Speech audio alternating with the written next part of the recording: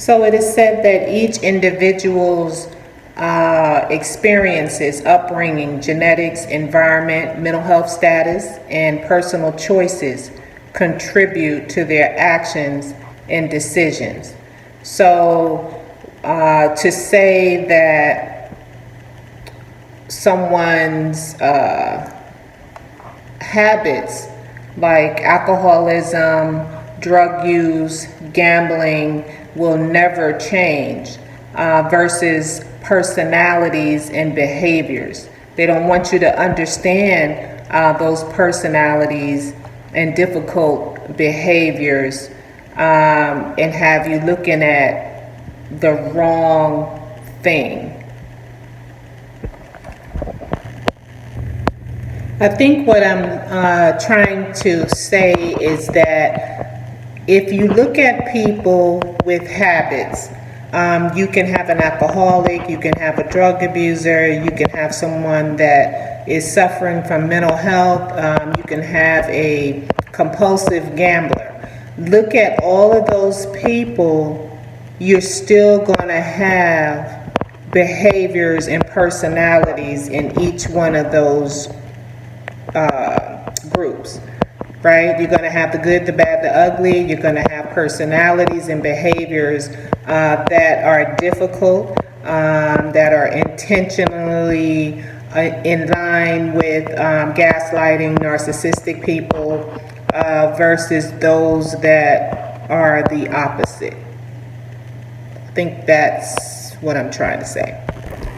So I want to share with you what I have learned, and I'm just sharing that in large workplace environments, hospital environments, it's essential to protect yourself from individuals, say for example, who may try to shift blame onto specific groups such as alcoholics, drug users, gamblers, instead of addressing the real issues posed by difficult personalities and behaviors. So here are some steps you can take. It's all about safeguarding yourself as a coworker. How to navigate through all the mess but protect yourself.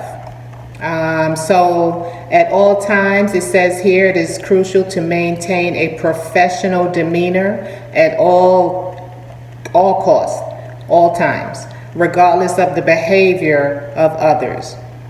So by staying focused on your work and behaving in a professional manner, you can avoid being drawn into conflicts or negative situations. There's no need to get into a back and forth battle, your views against their views. And the number one thing that's going to help you is to not take it personal. This is their beliefs. We can't change them. You have your beliefs. They can't change you. Document incidents if necessary. I do believe in documentation, everything. Although it may come a time when you're just done. You're sick and tired of being sick and tired, and today is the day where you're going to take action.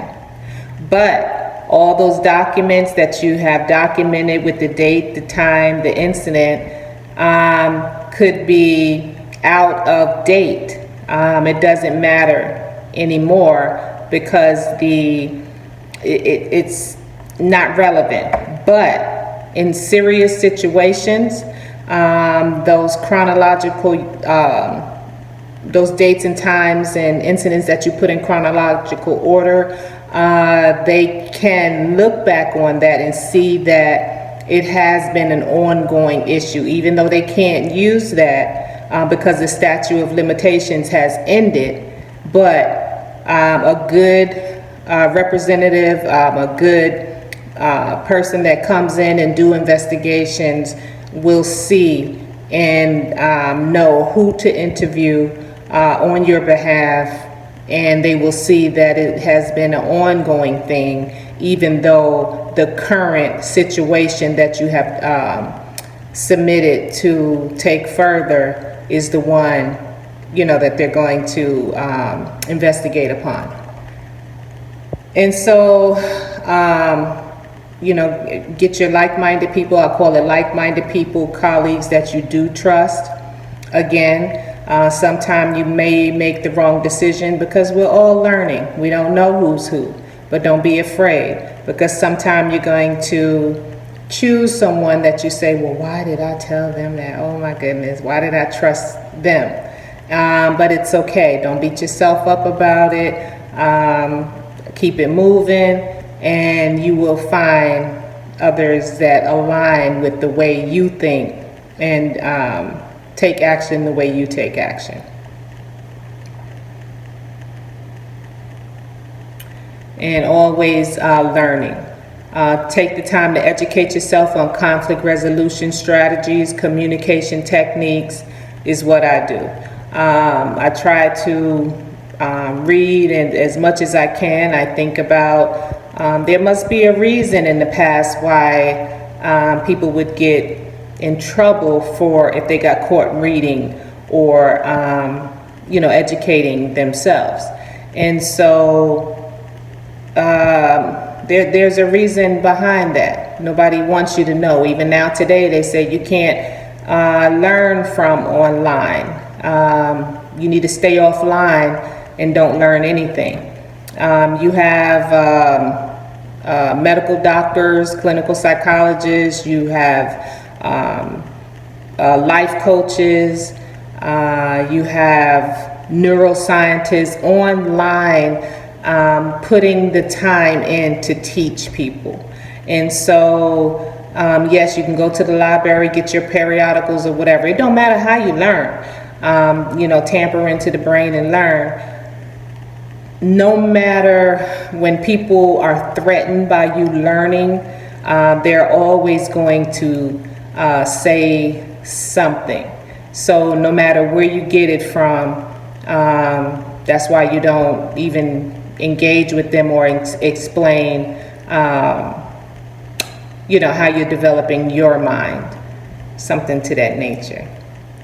But the main thing is protecting yourself in the workplace from these type of individuals that will try to shift blame, and what it is manipulating your mind for control for their benefit. They don't want to look into their past or backstory and understand why we act the way we act. It's easier to just blame and shame.